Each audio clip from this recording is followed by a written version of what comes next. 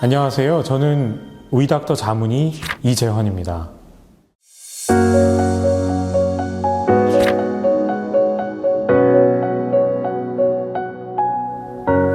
사회 불안 장애란 말 그대로 이해를 해본다면 사회 불안이 너무 높아서 일상생활에 지장을 받을 정도의 상태가 지속되는 상태를 말합니다.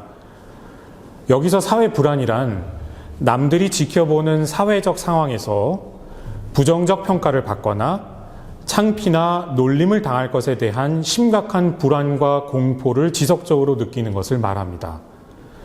주로는 대화하거나 발표할 때 또는 또래와의 만남 등의 상황에서 주로 나타나는 경우가 흔합니다. 과거에는 사회공포증이라는 용어로도 사용이 되었었는데요. 두 가지 용어가 같이 혼용돼서 사용되기도 합니다.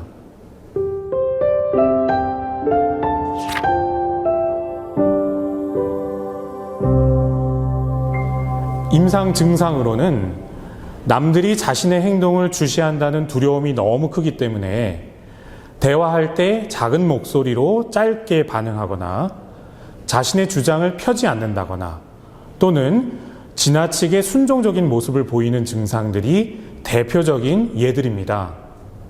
이 외에도 눈맞춤을 피하고 다른 사람이 쳐다보는 상황에서 읽기나 쓰기를 두려워하고 얼굴이 금방 빨개지거나 당황하는 모습을 자주 보이는 것도 매우 흔한 증상들입니다.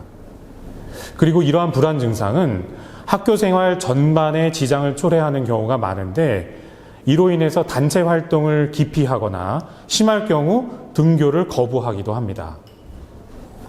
사회 불안 장애는 통상 초등학교나 중학교 시절에 발생하는 것으로 알려져 있고 평균 발병 연령은 초고 교학년에서 중학교 1, 2학년 정도로 발병하는 것으로 조사된 바 있습니다.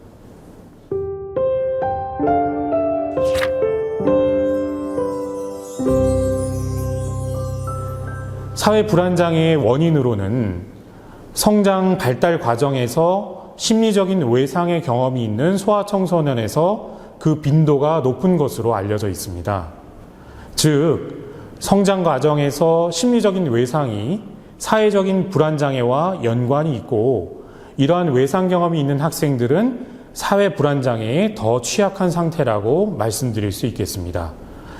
예컨대 심하게 창피를 당한 적이 있거나 심한 거절의 경험이 있었거나 혹은 다양한 사회적 상황에서 대처하기 어려운 당황함을 겪었던 것과 같은 특정 사건의 경험들이 있을 경우 이러한 불쾌한 기억과 경험은 사회 불안 장애의 발생을 높이는 위험 요인으로 알려져 있습니다. 가족 내에 유사한 증상이나 질환을 경험한 사람이 있는 그런 가정에서 자란 소아청소년은 그렇지 않은 이들에 비해서 약 서너 배 이상 사회 불안 장애의 빈도가 더 높습니다. 따라서 일정 부분 유전적인 요인, 즉 타고난 소인도 발병에 연관이 있는 것으로 이해됩니다. 다만 사회 불안 장애는 유전적인 소인과 다양한 환경적 영향의 복합적인 결과로 발현하는 병이기 때문에 유전병은 아니고요. 유전이 된다는 것도 정확한 표현은 아니기에 주의를 요합니다.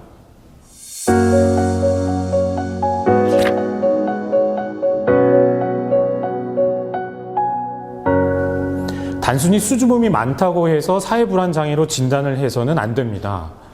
사회불안장애는 수줍음이 많은 것과는 구분이 됩니다.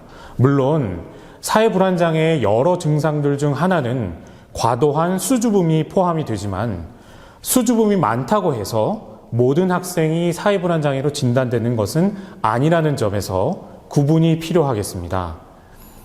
우리나라 문화에서 소아 청소년이 어른들을 만났을 때 어느 정도의 수줍음과 긴장을 하는 것은 사회적인 미덕일 수 있습니다. 이런 경우에는 사회불안에 해당하지 않습니다. 앞서 말씀드렸던 것처럼 또래와의 상황에서 불안을 느끼는 것이 소아청소년 사회불안장애의 대표적인 임상증상의 하나인데요. 이러한 상황에서 사회불안장애가 있는 학생은 단순한 수줍음을 넘어서 회피, 과도한 불안 등을 경험하고 일상생활을 하기 어려울 정도의 현저한 지장을 받게 되는 것입니다. 우리 사회가 통상적으로 허용하고 동의할 수 있는 수준을 넘어서는 공포와 불안, 그리고 긴장을 경험할 때 사회 불안장애로 진단할 수 있는 것입니다.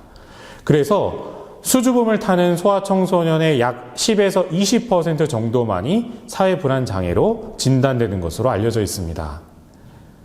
여기서 사회 불안장애로 진단이 되기 위해서는 증상을 경험하는 기간도 중요한데요.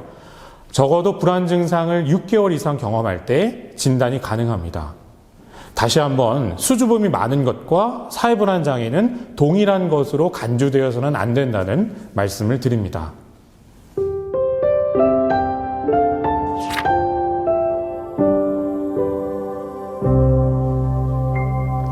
사회불안 장애는 치료가 지연이 될 경우 성인까지 그 증상이 지속되고 대인관계에도 큰 지장이 초래가 됩니다. 이들 소아청소년의 발달과 성장에도 많은 영향을 끼치게 된다는 점에서 발견 즉시 상담과 치료를 시작해야 됩니다.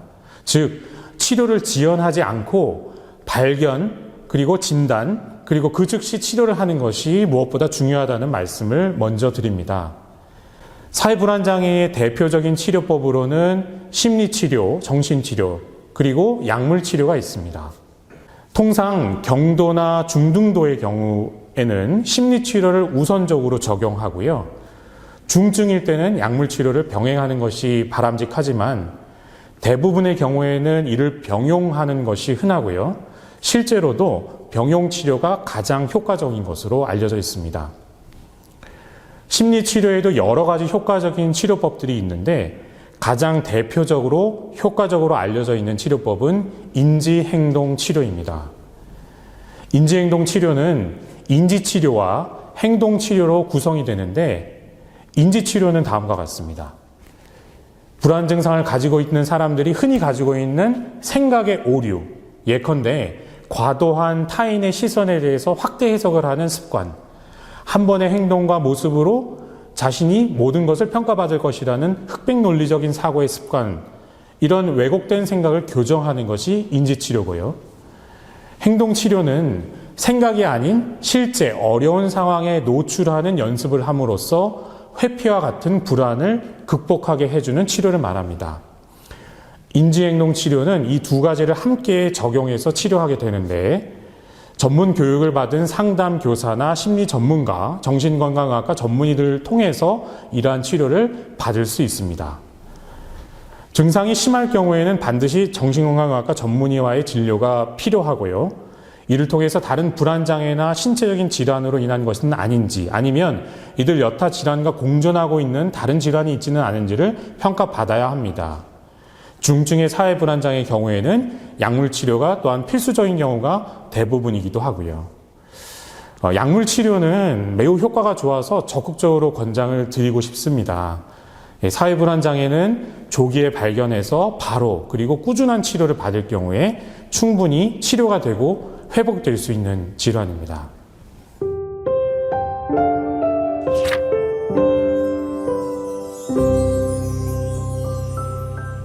일부 사회불안장애 환아에게서 심각한 사회불안으로 인해서 등교 거부와 같은 분리불안 증상을 보일 수는 있습니다만 엄마와 같은 특정 애착 대상이나 집과의 분리를 어려워하는 증상이 두드러지는 경우에는 일반적으로 사회불안장애보다는 분리불안장애에 해당되는 경우가 더 흔합니다.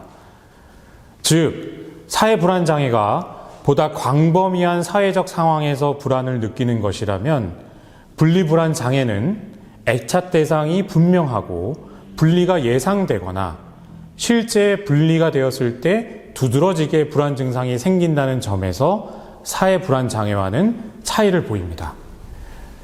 그리고 분리불안 장애는 12세 미만의 소아에서 더 흔한 것으로 알려져 있기 때문에 분리불안으로 등교를 거부하는 초교생일 경우에는 특히 사회불안장애보다는 분리불안장애에 해당되지 않는지 반드시 전문가를 통해서 확인을 해야 합니다. 이렇게 구분을 하는 이유는 물론 두 질환이 서로 구분되는 질환이기 때문에 치료적인 접근법 또한 다르기 때문입니다. 사회 불안 장애와 분리 불안 장애를 감별하는 것은 그래서 중요합니다.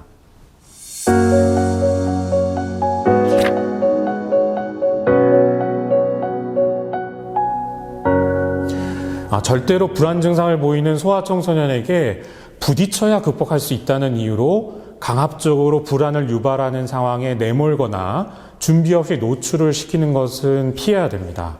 이런 것들은 결코 치료에 도움이 되지 않습니다. 오히려 실제 전문가와의 치료 과정에서 수행해야 하는 노출 치료, 행동 치료의 과정이 있는데 실제 치료 과정에서 이에 대한 거부감만을 높일 뿐이기 때문이죠. 어떤 경우에는 좋은 취지로 우리 선생님들이나 아니면 학부모들께서 불안 상황의 노출을 이렇게 시켰지만 안타깝게도 그 결과가 독이 돼서 그 결과 자체가 심리적인 트라우마가 되는 경우도 드물지 않습니다. 학생이 불안 증상을 느낀다고 하더라도 학부모나 교사가 함께 있는 현재 이 순간이 안전하다라는 것을 학생에게 알려주시는 것이 좋겠고요. 학생을 안심시키는 것이 중요하겠습니다. 학생이 안정을 찾은 그 이후에 왜 그 상황을 그렇게 불안해했는지, 어떻게 상황을 불안하다고 해석했는지, 또 그 생각에 대해서 천천히 같이 이야기를 나누는 것이 바람직하겠습니다. 그 이후에 필요한 조언과 격려를 해주시되 대신 다그치거나 야단치듯이 하는 것이 아니라 따뜻하고 친절하게 대해주시는 것이 도움이 되겠습니다. 또 이때는 무조건 잘할 수 있다라는 식의 조언은 별로 도움이 되지 않는다는 점 다시 강조해서 말씀드리고 싶습니다. 학생이 염려하는 불안에 대해서 세심하게 청취한 후에 점차적으로 그리고 단계적으로 잘못된 생각, 해석을 차분하게 교정시켜 주시는 것이 가장 효과적입니다. 이후 학생이 안정이 되고 스스로도 불안 유발 상황에 노출하고자 하는 마음이 있다면 부모나 교사의 지도하에 점차적으로 노출하는 것은 도움이 되겠지만 가능한 이 부분은 전문 상담 교사나 심리 전문가 또는 정신건강학과 전문의와 같은 전문가와 함께 전문적으로 수행하는 것을 권고드립니다. 눈 마주침이 어렵거나 발표 시 말을 더듬는다거나 하는 수행과 관련한 두려움으로부터 유발된 증상들도 전문가들과의 치료를 통해서 충분히 극복이 가능하기 때문에 가능한 전문가와 상담을 받고 치료를 받으시도록 권해드립니다.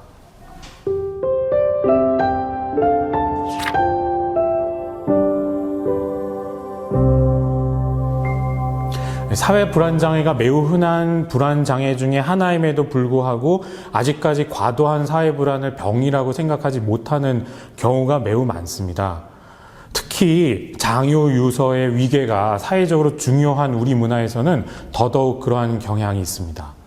먼저 이들 친구들에 대해서는 무조건 나무라거나 야단을 치지 않고 사회 불안장애를 겪고 있는 학생이 왜 그러한 불안 증상을 보이는지에 대해서 상세히 설명을 하고 이해시키는 것이 중요하겠습니다.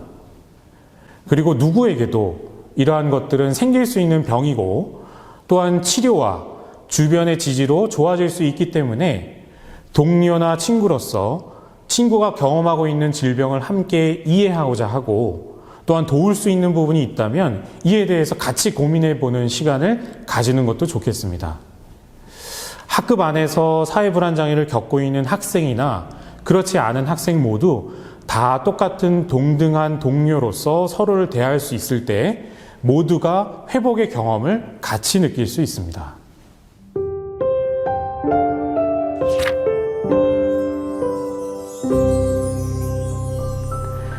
은둔형 외톨이는 다양한 이유로 인해서 수개월 이상 집 혹은 방에서 나오지 않고 다른 사람 그리고 가족들과 전혀 인간적인 교류를 하지 않는 상태를 말합니다.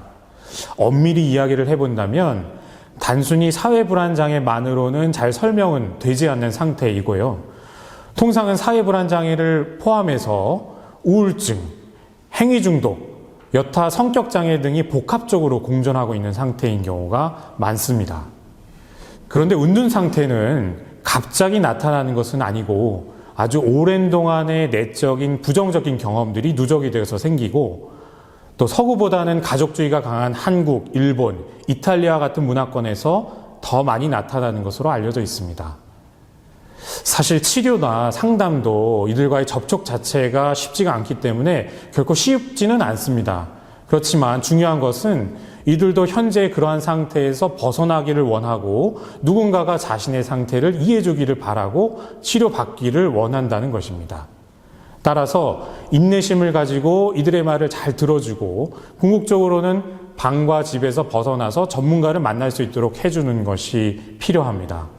자, 그러나 실제 임상 상황에서는 이런 기다림 그리고 대화의 시도도 어떻게 시작해야 하는지 막막한 경우가 많죠.